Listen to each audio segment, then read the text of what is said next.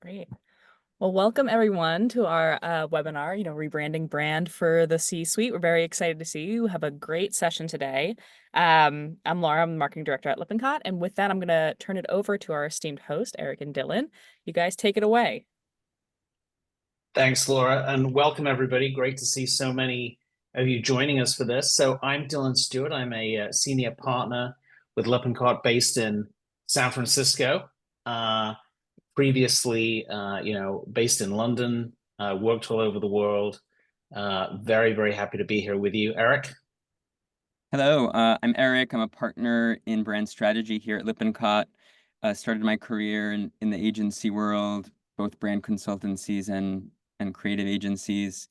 And then I also had a 4-year stint as a client. I led the brand team at the Farmer's Dog, a direct-to-consumer pet food company. So happy to answer questions about both brand building and canine nutrition as they arise.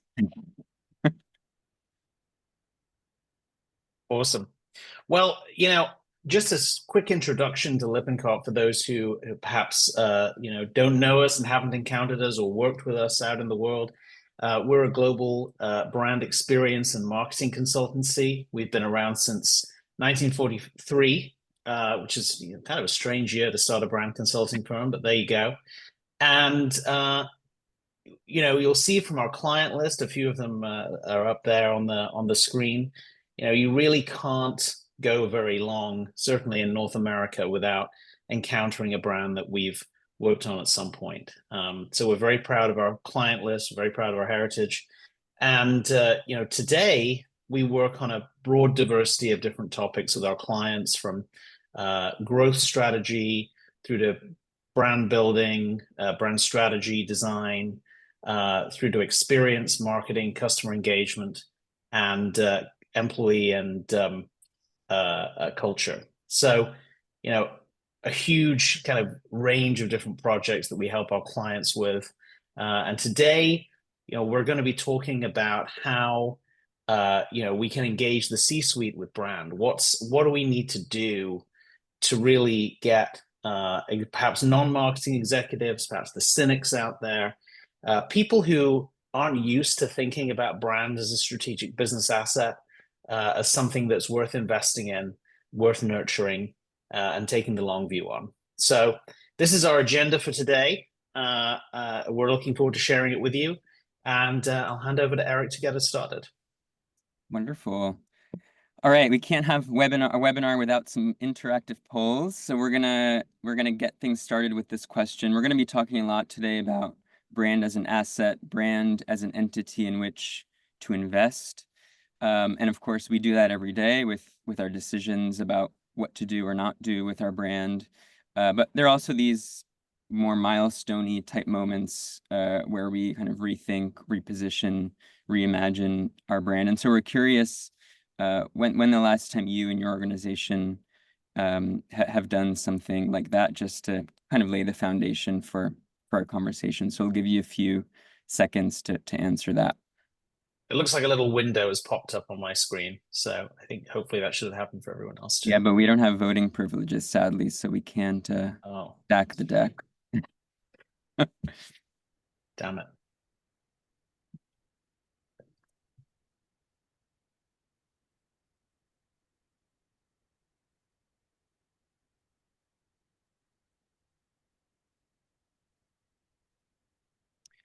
All right, so interesting. We see a bunch within the last year, within the last 2 years, so fairly recently, and then kind of trails off as we get to longer and longer time horizons. So that's good. This is a proactive group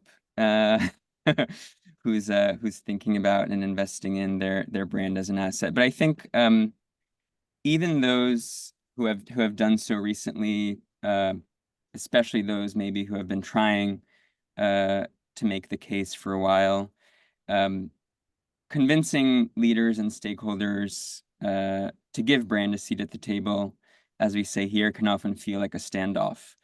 Even this notion of making the case for it is not something many other departments or functions have to endure, but there's something about marketing and brand where we're needing to account for the ROI of every penny spent. And imagine if you had to do that with every new hire or every new product roadmap. Of course, we do think about these things thoughtfully, but there seems to be this extra standard of ROI and financial benefit that is unique to brand and makes for challenging and often confrontational conversations. And there are a lot of reasons for this, but we wanted to illustrate one important one in particular through the lens of a real life example, and through the lens of a brand we all know and love and constantly probably still use as an example, and that's Apple. And all this talk of seats at tables and chairs made us think of Tim Cook here sitting in his desk chair. I'm sure he has a lot on his mind these days, but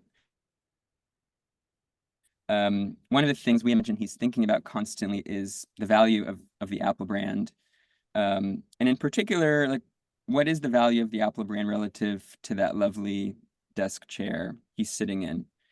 And that may sound like a silly question or a facetious question, but it's actually quite interesting when you start unpacking this. And through my research, I've uncovered that Tim Cook actually uses a human scale Freedom desk chair with headrest.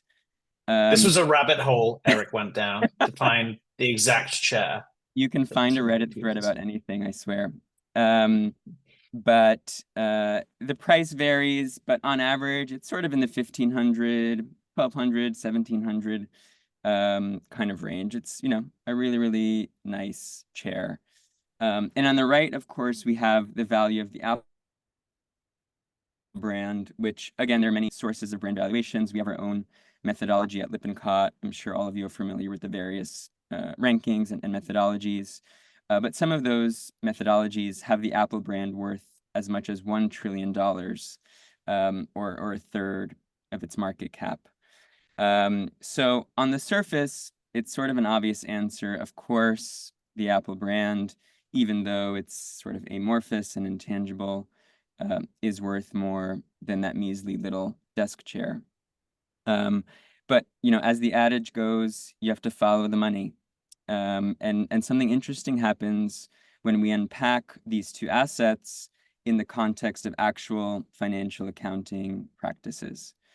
And the accounting and finance reality is that chair exists on Apple's balance sheet in this property, plant, and equipment line item. So a desk chair, a piece of office furniture, or offices in general as real estate, are thought of as assets to a company's balance sheet. Employees need chairs to sit in, to be productive and to be creative and to do their job and to create value for the company. And so when a chair is purchased, it's accounted for as an asset that depreciates in value over its useful life, but contributes to that total enterprise value of the company. Interestingly, the Apple brand is nowhere to be found on the balance sheet. And it's sort of this strange little quirk in accounting where because the Apple brand is considered to be internally developed, that doesn't mean that Apple doesn't work with external partners to build its brand, but it's developed internally in that it's part of current operations and wasn't acquired through some kind of transaction. It's not considered and because brands are both intangible and don't have a standardized method of evaluation, they're essentially kind of ignored and not included in these financial documents that are in many ways the source of truth for a company's growth and value. And so the reality, as preposterous as it may seem, is that in the eyes of accounting and of finance and of the standard language and tools of business, that chair is in some sense more real and more valuable than the Apple brand is. And we think this explains a lot of the challenge of making the case for and investing in brand, because the language and the methodology processes of contemporary finance and accounting don't have a standard way truly accounting for it in day-to-day operations and conversations. There is a little bit of a wrinkle, though, when it comes to brand in the context of finance and accounting. And this phrase from a Joni Mitchell song, I believe, is apt, that we don't know what we got till it's gone. Because actually, when it comes time to sell off a business and its brand, suddenly finance starts paying attention and wants to find a way of putting a dollar value on these precious intangible assets.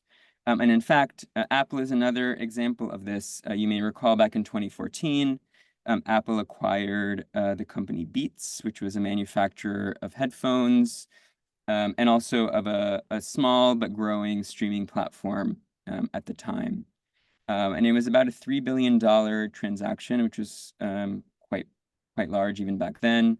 And interestingly, the bulk of that, 2.2 billion of it, was allocated to a line item called goodwill.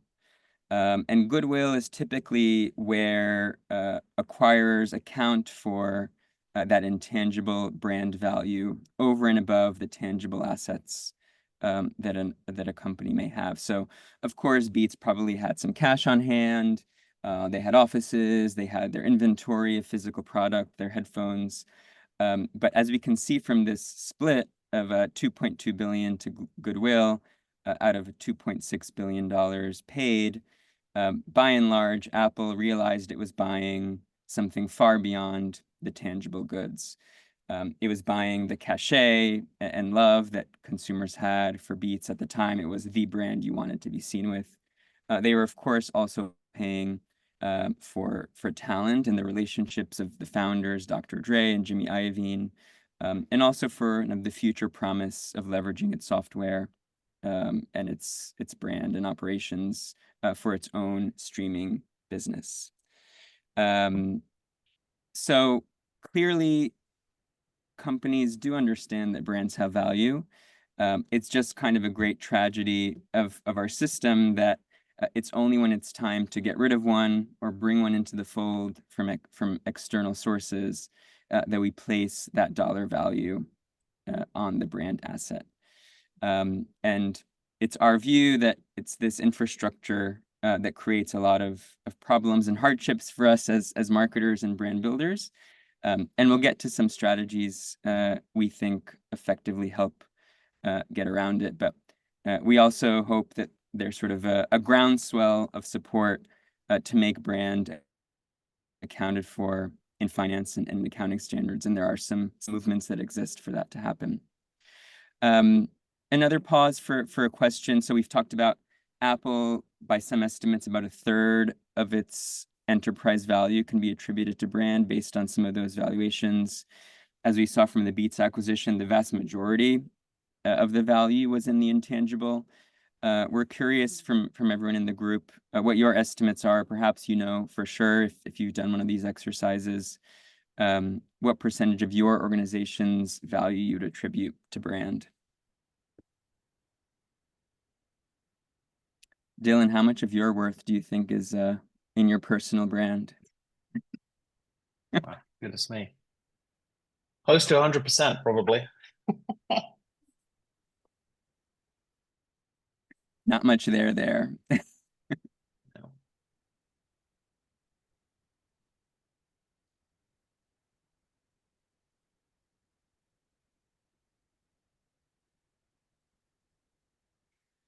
Let's see. Yeah, so Interesting. coalescing around the 10 to 40, kind of hovering around the midway mark. And of course, this varies by company and by industry. Even in B2B, though, I think you'd be surprised when you look at some of these valuations. Brand can make up a significant portion of the enterprise value, particularly if you consider software and patents and IP as part of intangible value. Really, really interesting. So, we know intuitively as consumers, we know from these ad hoc brand valuations that happen, we know from M&A activity that brand can often be the single most valuable asset that our business has. And yet, it's still really, really hard to make this business case, not just for investing in it, but for proactively thinking about it as one would, a desk chair that starts to creak, or a factory that starts breaking down, or an office that can no longer accommodate its workforce properly. We want to inspire that kind of proactive asset nurturing thinking when it comes to brand. But one of my favorite quotes, I think, explains why that's challenging. In addition to these kind of financial roadblocks, it's that brands are kind of weird and complicated. Personally, it's why I'm so fascinated by them, and why I entered this industry. But they're fiendishly complicated, elusive, slippery, half real, half virtual things. They do make your head hurt if you start thinking about them deeply. And this is a quote from one of my industry heroes, Jeremy Bullmore. But yes, it's hard, but we kind of have to suck it up and get used to understanding and prioritizing and nurturing the intangible. The reality is the bulk of the S&P 500 and most enterprises today are intangible. This isn't just brand, of course. It includes software and IP and patents, but leaders and CEOs in particular, and CFOs can't deny the power of the intangible anymore, when most of our businesses are built around technology. And so it shouldn't be that big of a leap to think about brand in the same way. A really, really interesting recent data point we stumbled upon was this survey of analysts, so kind of financial analysts who evaluate company value in different markets and categories. And even that group, all of these are pretty close, but even that group, who you would imagine are the biggest sticklers when it comes to the tangible and to putting a dollar value on something, cite the strength of brand and marketing as the number one most important thing they look for when appraising and analyzing an individual company or a market. And so we have all of these signals that brand is indeed a valuable asset that needs to be prioritized. But even if you maybe don't buy the case for investing in it, we see again and again the case for not investing in it before it's too late. These are three out of many, many examples that, very slowly and then very quickly literally disappeared from the landscape. And of course, these are complicated cases. It's not just for brand management. There are operational issues, leadership issues, etc. But we firmly believe that if we actually think about brand properly and proactively, that you could avoid some of these instances of change coming too late. We may have noticed creaks and cracks in the brands that we're looking at here, and made very tangible changes to the operating model, to the retail model, to the marketing and communications model that may have helped reverse the decline. And we think brand can be a powerful compass with which to do that, assuming we can make the case that it should be treated as such by the most important stakeholders within business. So all of that said leads us to the conclusion that is the title of this webinar, which is that really, brand needs a rebrand. And for many of us, getting brand a seat at the table is the perennial challenge. Many marketing executives still don't recognize brand as a strategic tool and one of the most powerful upstream levers of growth and transformation. And we get it. The CEOs of public companies are in the quarterly meat grinder, investing in something that can take years and decades to kind of find its full form and full value is difficult to reconcile with short-term priorities. CFOs look for concrete ROI that can be very, very difficult to quantify in the longer term. And as Eric was saying, brand is often really the crasher of finances party. And as fun as crashing parties can be, converting your C-suite to the faith can be very, very difficult. And yet, most executives intuitively recognize the value of a strong brand. I've never met a CEO who said, they don't want to build a strong brand. Most say, well, of course I want a strong brand. Of course I see the value. But, getting to the point of actually allocating capital means seeing brand as that true strategic business asset. So, regardless of what's between the C and the O in your title, brand is something that can be extremely helpful and valuable to you and the business. And the challenge is helping executives see that.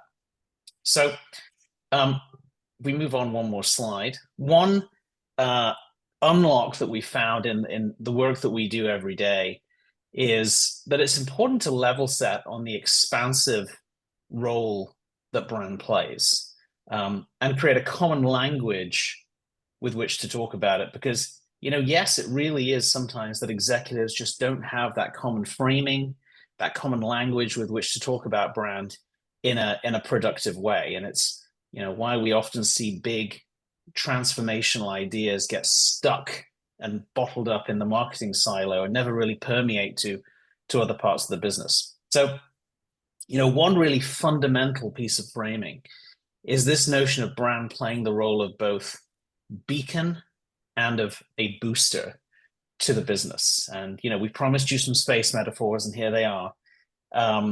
And this is in contrast to how brand is so often seen, which is as a wrapper, right? It's not something that propels the business. It's something that kind of you wrap what you do in, and it's, it makes it seem attractive. It's the icing on the cake, but that is absolutely not what's going to get capital allocated. So what do we mean by a beacon and a booster? Well, it's essentially the push and the pull effect. So, as a beacon, brand really has the power to tension the business towards a future state.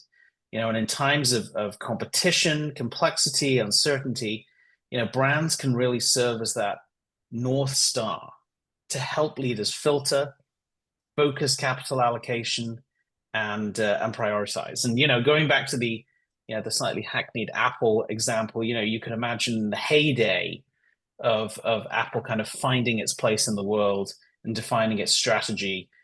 Steve Jobs kind of standing at his whiteboard, gleefully crossing off things he didn't want to do because they weren't the right fit with the brand. And that's exactly what we're talking about here.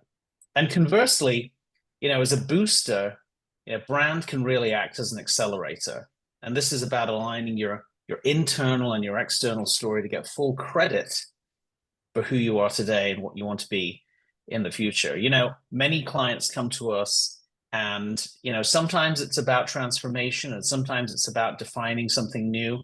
And sometimes, frankly, it's the fact that they haven't been able to tell a story that gets them credit for what they're already doing. So that's also a really important dimension of how brand can add value to the business. So if we move on one more, when we think about brand in this way, we realize that it really does have the power to level up almost every aspect of the business. And aligning on this more expansive role is what, we believe can really help unlock that leadership perspective to see the value of brand differently. And, there are kind of 6 dimensions. This is not, completely exhaustive, but I think in our experience, there are 6 key dimensions where this is true. Whether you're transitioning market perception, you're actually trying to shift the way people think about your business, your products and services to drive growth. Whether you're trying to build new credibility, leverage your brand into different areas and innovate in that way. Enable innovation from an internal perspective. So actually kind of really light the engine on creating new things, thinking about products and services and experiences in a different way. Maximizing portfolio equity. So thinking about the relationships between your brands and the role perhaps of parent brands in relation to portfolio brands in ways that can lift all boats. Drive strategic relationships. And finally, lead as a talent destination. The power of brand to actually add value to a person's CV, the power of brand to attract the right talent at lower cost is again another key reason why it can be so valuable. So, with that said, let's take a look at a few examples of these levers in action. So, one client we worked with relatively recently was Swarovski, and they believed they could do more to become a true luxury brand. And our research showed that they really habituated entry-level price points and engaged in pretty substantial discounting of their own products, so unintentionally eroding their market positioning. And so in working with them, we developed a strategy to really shift that center of gravity up market, setting a new vision and consequently transforming every touch point, whether it was communication, retail strategy, or packaging, to make sure that they were communicating the right level of value to the consumer. And this is a great story of brand being a real beacon for the business, setting the agenda, setting the aspiration, and then becoming that catalyst for transformation.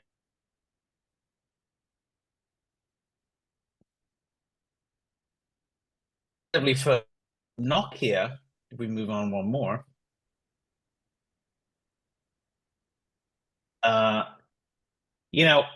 for many people, Nokia was kind of a defunct mobile phone brand that peaked in the 90s, but needed to create new credibility in B2B, right? As a powerhouse that really powered the modern world from a telecommunications perspective. And in the beginning, they needed to tell that story without even having a product. This was really a case of repositioning a brand with extraordinary awareness globally into something quite different. So, by creating that fresh and highly distinct brand and expressing it in a very impactful way, they were able to turn their brand, which could have been an impediment, into a really powerful accelerant. And their leadership team was one that was very much enlightened to the value of brand and the value of brand to help enable that shift. And this really wouldn't have been possible unless we had that powerful alignment at the very highest level of the organization. Delta is another great example. It's funny, I've worked with a lot of airlines in my career, and it's always amazing to me how little degrees of freedom airlines actually have to create differentiation. So much of what they do is kind of common across multiple brands. They share infrastructure. There are like two different ticket issuing pieces of software. They're flying the same metal tubes around the sky. And so, the challenge in airlines is really finding those degrees of freedom and making the most of them. And Delta had come out of Chapter 11 and needed that North Star for transformation. And we created a simple but immensely powerful construct for how to get there around this notion of saving time and enhancing time. And that became the filter for everything that Delta did from a customer experience standpoint. And we created an entire innovation roadmap for them to transform the experience that really, became a living artifact and is still used today. And most recently, we worked with them to create Delta Sync as a new way to think about personalizing the travel experience, again, around that notion of saving time and enhancing time. But the power of brand there, particularly at the C-suite level, was to say, was to create that clarity around what is it we're going to deliver? How do we allocate capital? How do we know when we're right?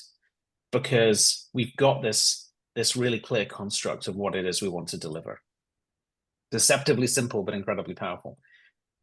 Danaher, which is a client that both Eric and I worked on, and is kind of our baby in some way, really had the question of how do we align leaders around the power of the Danaher brand to add leverage to a really diverse portfolio of businesses that have been activated with the investment community, but not necessarily with other stakeholders. And for the scientific community in particular, a lack of clarity and awareness had perhaps hindered Danaher's ability to excite emerging partners and attract talent and connect the dots across their portfolio. So here, the unlock was really to define a brand strategy around this notion of innovation at the speed of life, which clarified what the Danaher brand brought to the overall portfolio in ways that it never really had before, and allowed the organization to build the brand as a clear point of leverage for all organizations within their portfolio. So this was, again, a story of aligning leaders around the role, the more expansive role that brand could play that hadn't been. But although the business had been extremely successful, this was one lever that hadn't been fully pulled. And I think, Dylan, with corporate brands like Danaher, we're seeing that investment in the brand beyond just as a holding company and financial entity becoming more relevant and important these days. Totally. So for Nucor, the challenge was really to take a highly differentiated ethos around reducing the environmental impact of their products and use that to drive closer relationship with their customers. So the unlock was actually in telling their brand story alongside customers in different sectors and unlocking the ability of the brand to be a booster for perception and help them get credit for everything that they were doing in the market. So here, brand was about strengthening those strategic partnerships, as well as telling a more resonant and emotional story in a pretty unexpected category. You don't really associate emotional storytelling with steel, and there aren't many steel companies that end up having a pretty impactful presence at South by Southwest. But that's exactly the kind of contrarian thinking around brand that was embraced by their leadership team. And finally, DigiKey, which is a fantastic brand you've probably heard of if you ever tried to prototype a new product or piece of consumer electronics. But they saw brand as a really great opportunity to create a platform for growth into new areas, but also clarify their talent proposition. And by elevating the essential strength of their people, the passion for helping customers and problem solving with them, they built their brand around a new tagline, "We get technical," which spoke to their attitude and ethos as a company as much as anything else. And, elevating that aspect of your talent proposition means that, the brand really does pass the, I'd wear that t-shirt test. And is a great example of leveraging that fundamental truth in a highly authentic and resonant way. And again, this was around the unlock of the leadership team around, what is it that really makes us special beyond what it is that we deliver every day, beyond our strategic advantages, beyond the moats that we've built, as a supplier in our category. What is it that fundamentally makes us special and different, and how do we elevate that in a meaningful way? So those are some great examples, and we have one more poll, which is to ask you, when discussing the power of brand with your C-suite, what dimension do you think would most resonate with them when you think about those stories and you think about using brand as both a beacon and a booster? What are the topics that you think have the power to kind of break through and lead the conversation? Our final poll, how sad.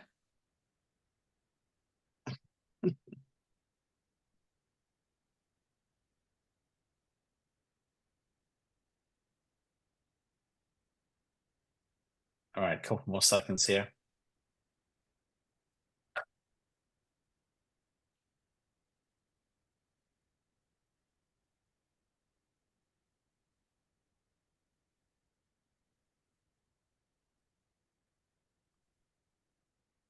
Interesting. So really, I think transition market perception, obviously the clear leader there, build credibility in new spaces. I mean, that's definitely a kind of key growth agenda outcome that we come across every day. Enabling innovation a little lower. That's quite surprising. That's as low as it is. Well, very interesting. I suspect innovation and kind of product development is one of those other functions that can sometimes seem not necessarily at odds with brand, but as a separate thing. So I'm not necessarily surprised to see that one lower down, but we also know it can be a really Yeah. powerful filter for innovation and starting point for inspiration. Yeah, and it obviously also depends a lot of the time where innovation lives in the organization. It can be sometimes be, if you're operating in a very engineering R&D led environment, brand can often seem like a very Exactly. adjacent thing. Yeah, Exactly. very interesting. Um, so when we invest in and nurture brand to its full potential, I think the big takeaways here are, it has the power to focus and align the business towards reaching for those new frontiers, but also can accelerate the path to get there, can create that clarity, can create that focus that allows us to, to kind of, to be a booster, and also get credit externally for all the things that we're doing. So that really is the power of brand that we would want the C-suite to understand more fully.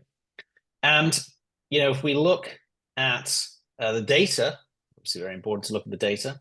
Um, you know, Having go-to status, as we would define it in our brand aperture methodology, brands that forge both emotional bonds and drive progress in people's lives can create a great deal of value. So, you think about uh, connection as that storytelling, the way I perceive the brand, the way I feel about the brand. Do I love this brand? And progress as brands that kind of help us do things that perhaps we couldn't do before. you know Having that go-to status can pay real dividends, and ultimately deliver really extraordinary financial performance and resilience. It's this durability that we found plays out from a financial perspective across multiple categories, across multiple time series. And so again, while our accounting standards aren't very good at capturing this value as a strategic business asset, unless it's in the context of a transaction, unless we're selling something or buying something, the business leverage that can be gained from building a really strong brand is really borne out in the data, and is durable across B2C and B2B as well. So it's these are kind of aggregate numbers, but you can see that there's a clear financial case to be made as well. Wonderful. So just to wrap, a few takeaways. We wanted to leave you with a simple mantra. One thing I think is clear is that there is no simple answer or one kind of silver bullet metric that's going to make the case for brand. We hope that we've shared some interesting data points that you can use in your own organizations, and some kind of framing and communication devices that can help tell the story of brand in a more compelling and tangible way for various stakeholders. But our mantra to leave you with is recalibrate, reframe, and reinvest. So really think about how you can recalibrate leaders' expectations about the value of brand and position it in the context of other assets that they may be more comfortable wrapping their head around or investing a lot of dollars in. That might be office furniture, or if you're in a manufacturing business, that might be your factory, or even in any product-led business, R&D or IP or patents. They should be comfortable recognizing the intangible, and brand is no different. As Bill and Dylan just talked through, it's then important to reframe the impact of that asset on the business, letting it loose from the marketing department. As challenging as that may be for our egos, we need to kind of share the wealth and show and paint a picture of how brand can move the needle on all metrics for the organization, directly and indirectly, whether that's sales, finance, innovation, talent, or anything else. And when we do that successfully, people see it as an asset and a tool that they can use in their day-to-day roles, and not this thing that's being imposed on them or that they have to do work to implement because the marketing department or the CMO said so. And then finally, with recalibration and reframing as the foundation, we hope that then creates the conditions to invest and reinvest in brand to truly unlock its full potential for all of those stakeholders and organizations. And we think the best brand strategies become true platforms or blueprints for the entire company and for every employee to do their jobs better and to accelerate the momentum of the entire organization.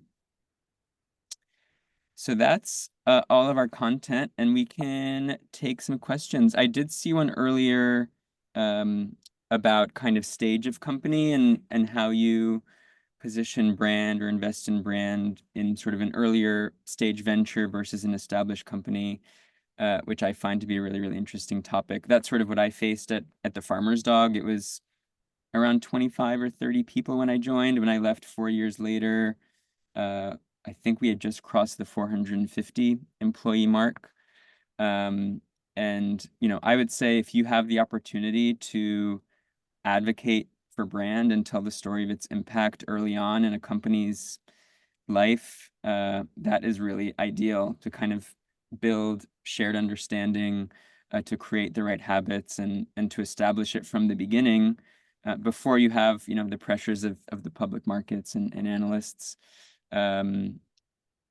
Really creates the foundation for success. That's not to say it's easy. As we grew, it's still hard, particularly in a direct-to-consumer business, to kind of embrace the healthy tension with performance and growth, because founders believed strongly in brand and we were able to kind of lay the strategic foundation together. It became everyone's priority and responsibility, which of course is a little bit harder to do when a company is huge and established, to create that kind of alignment. It's possible, but it just takes a little bit more work, as certain habits or ways of thinking and working cement themselves.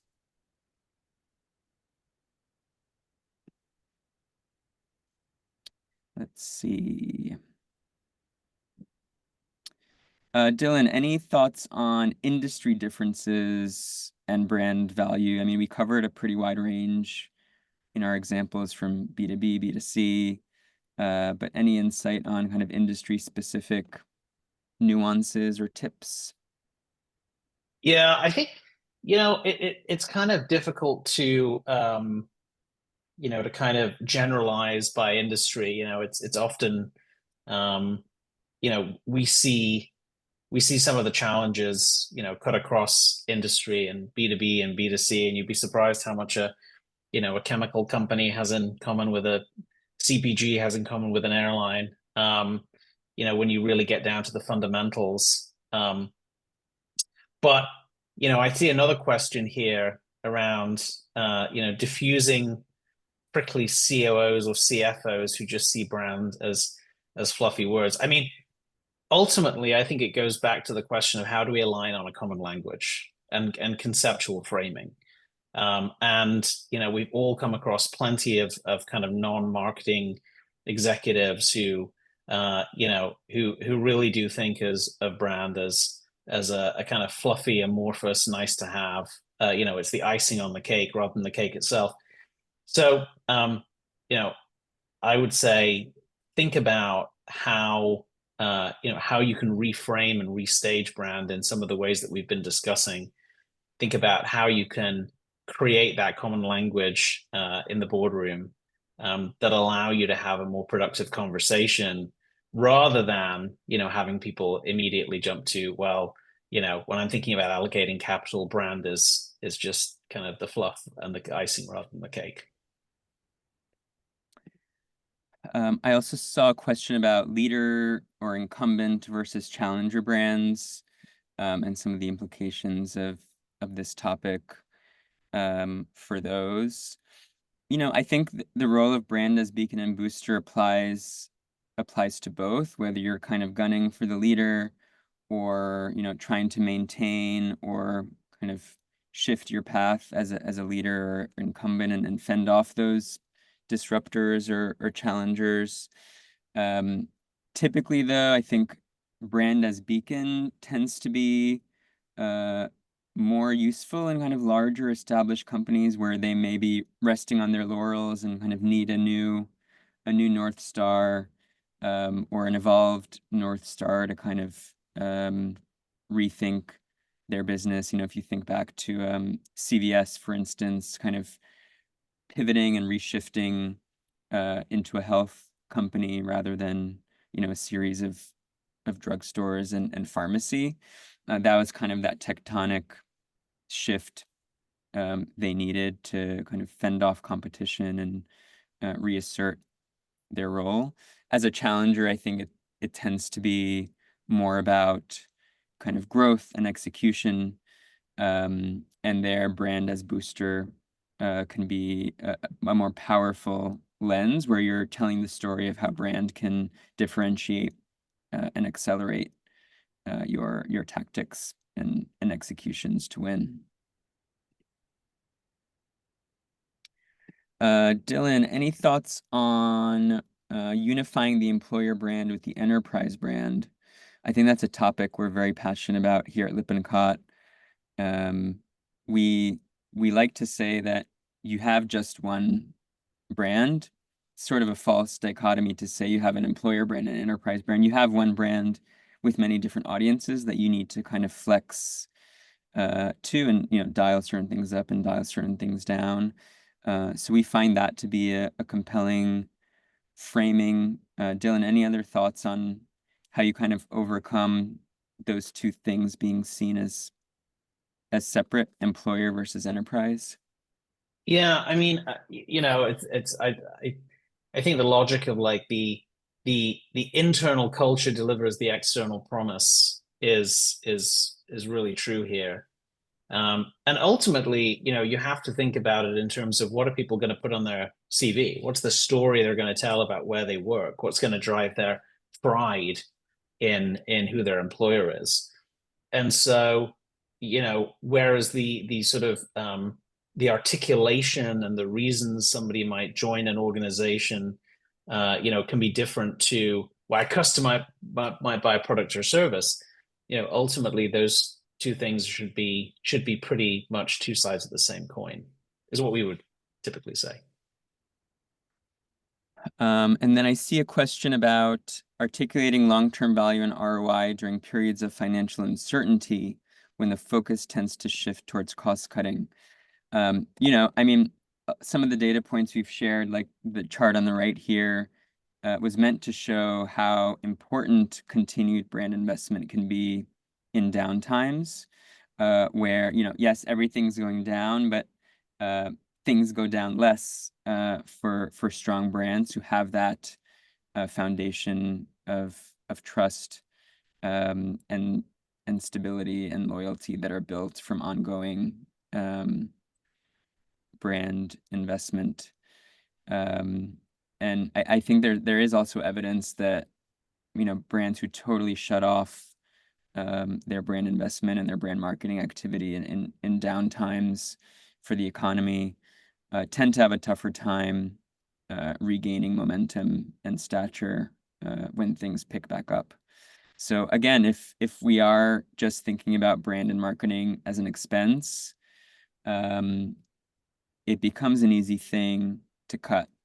But if we can successfully frame and position it as a true asset, that hopefully changes the conversation, and it's not seen as, a cost you can cut, in the same way that,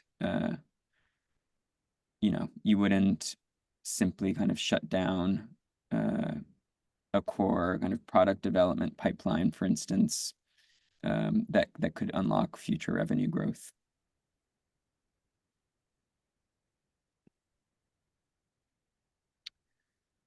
All right. How would you advise a leadership team on prioritizing brand investment when there are material delivery product issues that need to be addressed? Should brand come after resolving these things at the same time? That is a great question. The danger is for brand to become, as Dylan said, kind of a wrapper or a veneer that, is meant to mislead or hide product issues or lack of product and experience differentiation. So I think it would make sense to kind of sort out the fundamental, functional, operational issues, because that contributes to and can erode brand value as well. So I would say sort those out first, or at least kind of in tandem with thinking about what your brand stands for and represents at large. The other point there is that when you have successfully built brand connection and progress and have that go-to status, you get a lot more goodwill and forgiveness from your audiences. Another brand we've worked on is Southwest Airlines, and they used a really interesting data point internally to prove the value of their brand strength, which is they tend to lose about as many bags. I know bags on Southwest is a sore subject at the moment, but they tend to lose as many bags as other airlines like United, but get far fewer complaints for doing so on sort of a per incident basis. And that's just sort of one small but really meaningful way that brand creates that resilience and protective tissue for the business and the operations at large.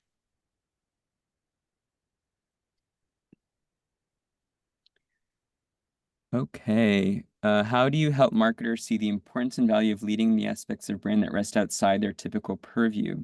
So much of brand experience rests in environments, workwear, product, HR, and all the other areas. How do you help them lead this transformation through the organization? Dylan, I think you're sort of the brand the brand whisperer among many of our clients. So what tools do Yeah, you help with that? it's interesting. I mean, there's kind of two approaches to this. One is to say, actually, it's about going bottom up and, um, consulting with all of those different areas, helping them on an individual basis really understand, what brand can bring to them, how brand can create alignment and focus, um, across all of those different functions, and really telegraphing to them the importance of doing so when you think about how the brand is experienced externally. The other way, quite frankly, is when you have the buy-in of the CEO. The CEO has in that role can unite people unlike any other executive in the organization.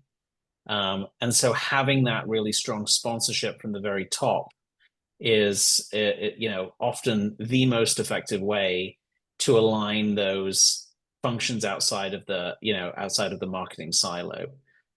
So everything that we've said today, I think kind of plays into this idea that having that strong CEO sponsorship, having brand owned by the entire C-suite, not just by marketing, is how you start to get that broader buy-in. Wonderful. Well, I think that is a wrap. Thank you everyone for joining us, for your questions and engagement. And we hope we've left you with some things to think about and some tools and strategies to use. And we look forward to seeing and hearing from you soon. Thank you. Thanks, everybody. Have a good day.